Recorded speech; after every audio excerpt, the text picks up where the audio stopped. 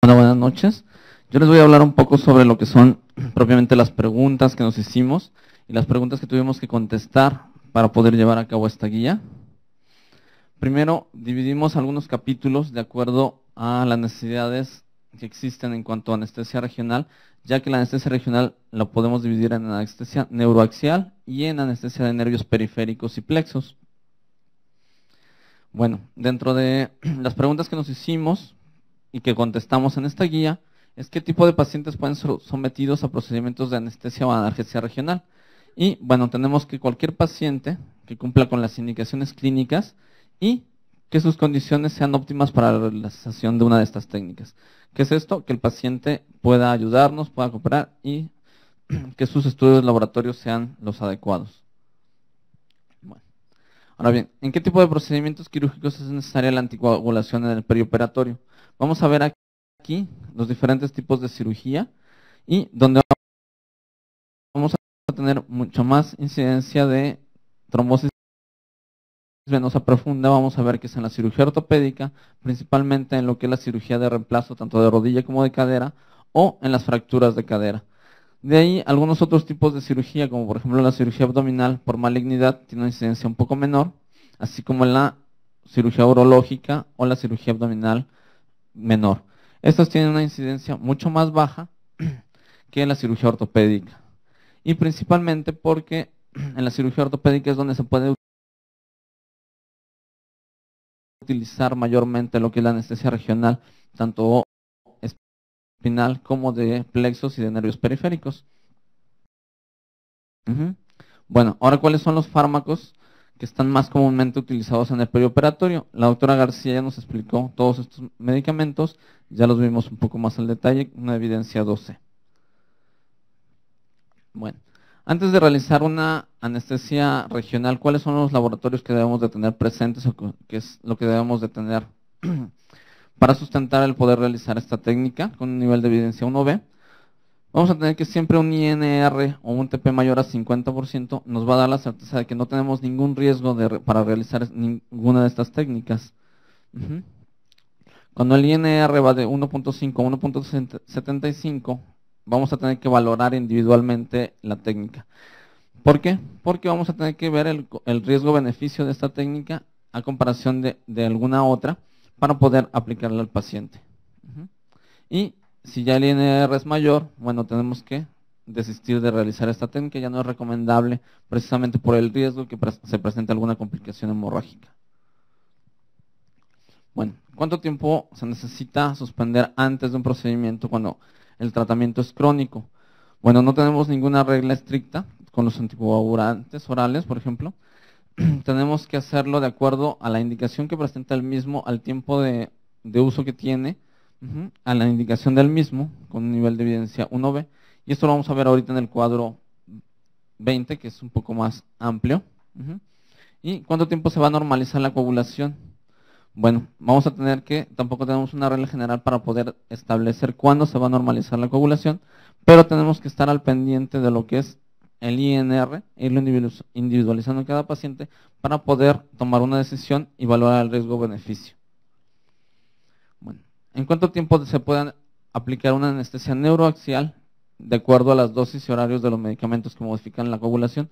En general podemos tomarlo como 2 vidas medias posteriores a la administración del anticoagulante. Pero bueno, 2 vidas medias necesitaríamos aprendernos las vidas medias de todos los anticoagulantes. Por lo tanto, realizamos este tipo de cuadros donde vienen especificados todos y cada uno de los fármacos de los que hablamos. El tiempo de suspensión del fármaco antes de la punción o retiro del catéter, el tiempo de inicio del fármaco después de la punción o retiro del catéter en anestesia neuroaxial y el tiempo de inicio de los fármacos después de la punción o colocación o retiro del catéter en bloqueo de nervios periféricos o plexos. Entonces, aquí vamos a tener, por ejemplo, las heparinas de bajo peso molecular como tratamiento de profilaxis, que lo vamos a poder hacer 12 horas después de la suspensión. Vamos a poder iniciarla 6 horas después de haber retirado nuestro catéter o haberlo colocado, e igualmente a nivel de un plexo o de nervio periférico 6 horas después. Otros medicamentos, aquí los tenemos especificados, como por ejemplo los anticoagulantes orales, que podemos hacer la punción 3 días después de su retiro y siempre con un INR menor a 1.5, y podemos reiniciar los fármacos 24 horas después de haber retirado el catéter o haber puncionado, tanto a nivel espinal como a nivel de nervios periféricos. Bueno, ¿qué complicaciones podemos tener en pacientes que utilizan fármacos que modifican la coagulación? Principalmente vamos a tener el más grave de todos estos, es el hematoma epidural o la lesión neurológica debido a la compresión del hematoma. Aunque también tenemos otras complicaciones que son propias de la técnica y que no solamente se van a presentar en pacientes que utilizan modificadores de la coagulación, complicaciones que nosotros ya conocemos como la punción de dura madre, la cefalea posfusión, la lesión de vasos o nervios, y que no están realmente relacionadas con los fármacos, sino con la técnica misma. Bueno, esto es en cuanto a anestesia espinal. Ahora bien, en los otros consensos que ya se les han presentado en otros países, se enfocaban principalmente a la presencia de la anestesia espinal como la anestesia regional, y se hacía un pequeño párrafo, un pequeño comentario en cuanto al bloqueo de nervios periféricos o bloqueo de plexos.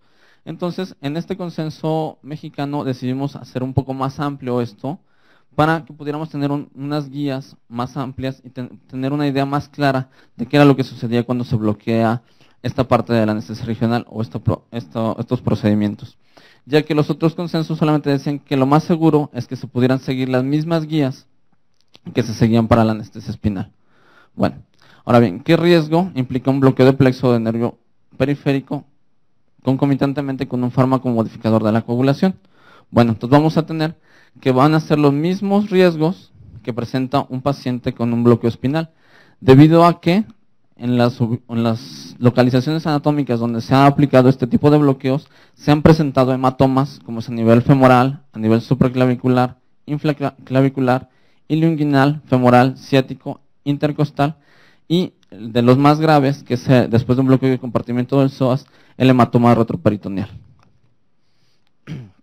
Ahora bien, tenemos nuevamente un cuadro dirigido específicamente al bloqueo de nervios periféricos y plexos, donde vamos a tener los tiempos de retiro del catéter, de retiro del fármaco antes del bloqueo y después de haberlo realizado. Con esto vamos a tener unas horas de seguridad para poder llevar a cabo el procedimiento sin que tengamos los riesgos ya mencionados. Igualmente, cuando se utilizan técnicas continuas con catéter en estas ubicaciones, también tenemos una tabla donde vamos a exponer los tiempos necesarios para que sea segura la aplicación de estas técnicas.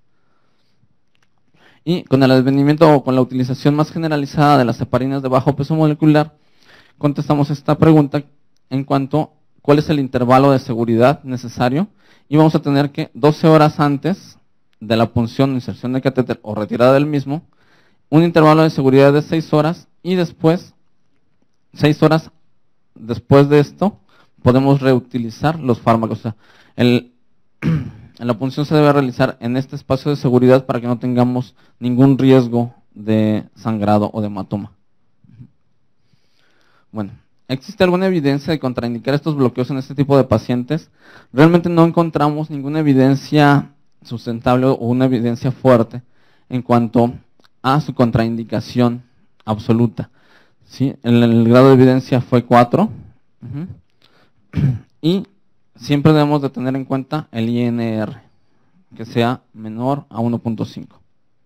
Ahora bien, ¿qué tipo de complicaciones se han presentado cuando se asocian estos bloqueos con este tipo de fármacos? Como les comentaba, se han presentado hematomas, y el que es más grave de estos por la localización es el hematoma retroperitoneal, debido a que en el bloqueo del compartimiento del psoas vamos a bloquear a nivel de este compartimiento, y se puede presentar sangrado a nivel retroperitoneal que puede llegar a ser grave, aunque no mortal en los reportes que tenemos, pero sí puede presentar daño neurológico, principalmente a nivel del nervio femoral por la compresión.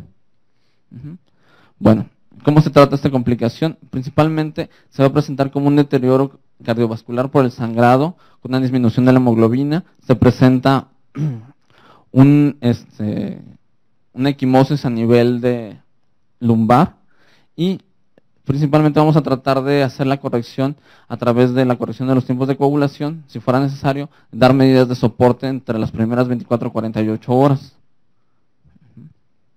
Bueno, ahora bien, esta complicación se puede presentar en pacientes que tengan o no anticoagulación. Hay reportes de pacientes que no se les realizó este tipo de bloqueos y que están anticoagulados y presentan espontáneamente hematoma retroperitoneal. Entonces, es también una complicación que debemos de tener presentes en estos pacientes. Bueno, ¿qué tan frecuentes son esas complicaciones?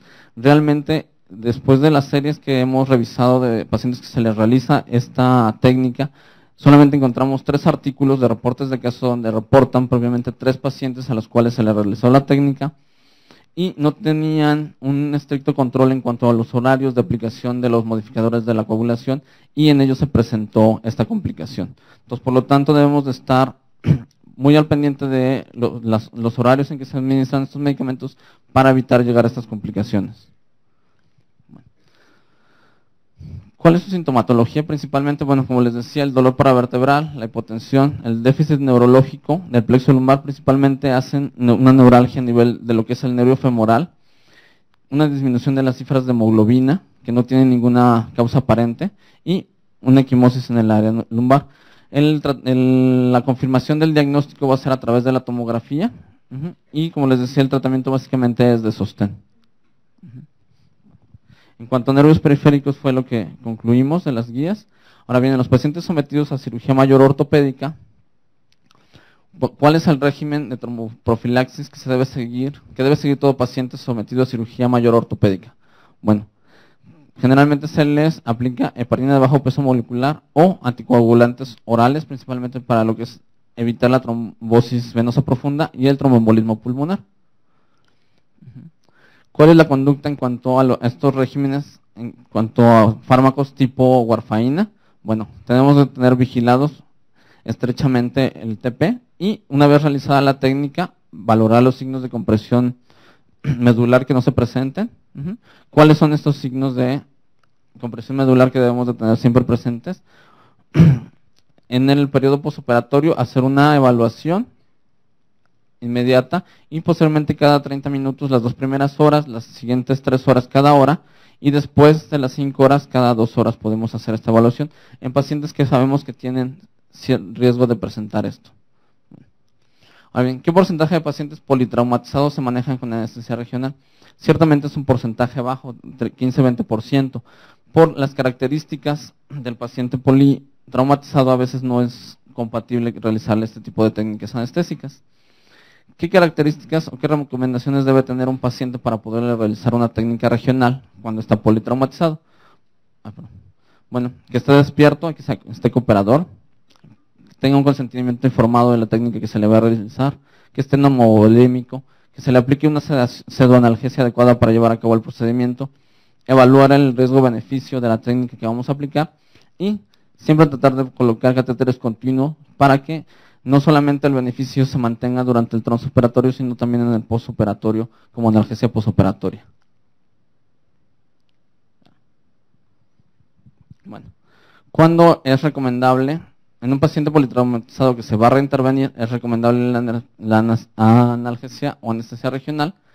Cuando podemos utilizar técnicas continuas, y siempre y cuando podemos repetir estas técnicas cuando los laboratorios estén dentro de la normalidad, que podamos hacer técnicas de punción única en diferentes momentos de su estadía o que coloquemos un catéter y este esté funcionando durante todos los días que se requiera. Bueno, ¿qué es frecuentemente la aplicación de heparinas en el paciente politraumatizado? Sí, y va a depender de las características y localización del traumatismo. Vamos a tener que en qué pacientes se van a administrar heparinas o modificadores de la coagulación en los pacientes con trauma vascular, con trauma ortopédico de cadera y miembros pélvicos, en el traumatismo cráneoencefálico, en el traumatismo raquimedular, en los pacientes que van a estar encamados por tiempos prolongados, en pacientes con factores de riesgo tromboembólico altos, en los pacientes politransfundidos y en los grandes quemados. En este tipo de pacientes es donde se va a aplicar principalmente estas terapias. Ahora bien, dentro de nuestro país tenemos que muchas terapias alternativas y muchos pacientes utilizan diferentes tipos de terapias para tratar diferentes patologías. y se ha visto que algunas de estas pueden alterar o pueden modificar la coagulación, como es el ajo, el ginseng, el ginkgo, pero no hay ninguna evidencia que nos diga, no se encontró ninguna evidencia que nos diga que estos medicamentos o estos alimentos que los contienen puedan modificar de tal manera la coagulación que nos puedan aumentar el riesgo de un hematoma espinal. Por lo tanto, no hay ninguna evidencia que nos diga que los dejen de consumir como un factor de riesgo para presentar esta complicación. Ahora bien, en los pacientes que se encuentran con este tipo de fármacos y que son tratados para procedimientos intervencionistas en dolor crónico, vamos a ver aquí un listado de los procedimientos que generalmente se realizan, como es en la aplicación de esteroides epidurales, los bloqueos tanto de ganglio estrellado, de nervios occipitales, los simpáticos lumbares, facetarios, bloqueo facetario, todo lo que es el sistema simpático que se realizan procedimientos, o a nivel espinal, tanto la colocación de estimuladores de cordones posteriores o bombas implantables o la misma epiduroscopía. Todos estos procedimientos, en ninguno de los otros consensos se había tocado cuáles eran las recomendaciones para llevar a cabo una anticoagulación y un procedimiento de este tipo.